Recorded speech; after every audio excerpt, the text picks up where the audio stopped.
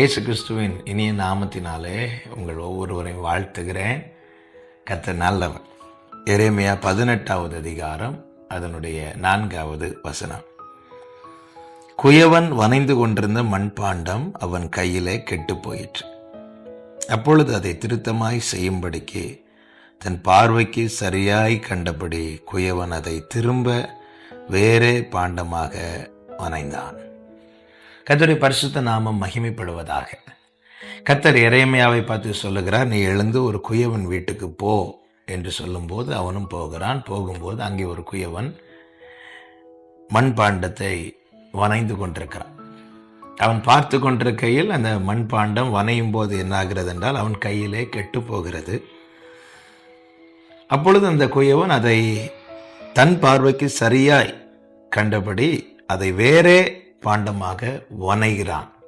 இதை கர்த்தர் காண்பித்து கொடுத்துவிட்டு கர்த்தர் எரேமியாவை பார்த்து சொல்லுகிறார், இந்த குயவன் செய்தது போல நான் உங்களுக்கு செய்யக்கூடாதோ என்று கேட்கிறார். என கேட்கிற அன்பு சகோதரா சகோதரி, கெட்டுப்போன எந்த நிலையானாலும் சரி, அவருடைய கையில் இருப்போமானால் எந்த சூழ்நிலையும் அவரால் மாற்ற முடியும் அல்லது திரும்ப சரி பண்ணி சீர்படுத்த நம் தேவனாலே கூடும்.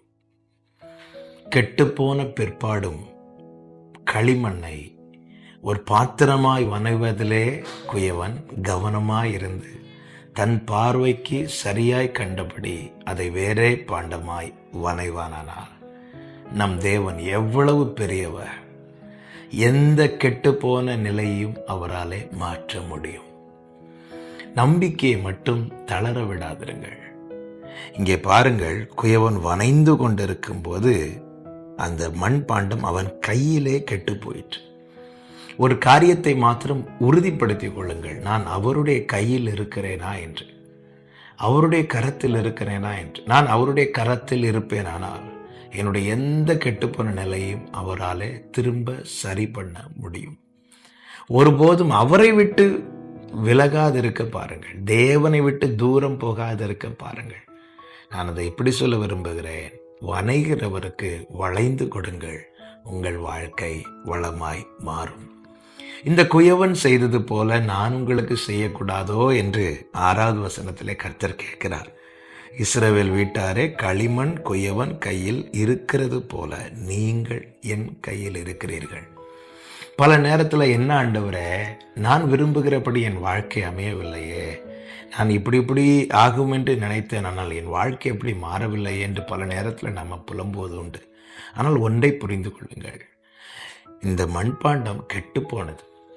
கெட்டுப்போன பிற்பாடு அவர் தூக்கி எறியாமல், இனி இதை சரி பண்ணவே முடியாது என்று அப்புறப்படுத்தாமல் தன் பார்வைக்கு, 4வது வசனத்தில் அப்படிதான் சொல்லப்பட்டிருக்கிறது, தன் பார்வைக்கு சரியாய் கண்டபடி குயவன் அதை திரும்ப வேறே பாண்டமாக வனைந்தான்.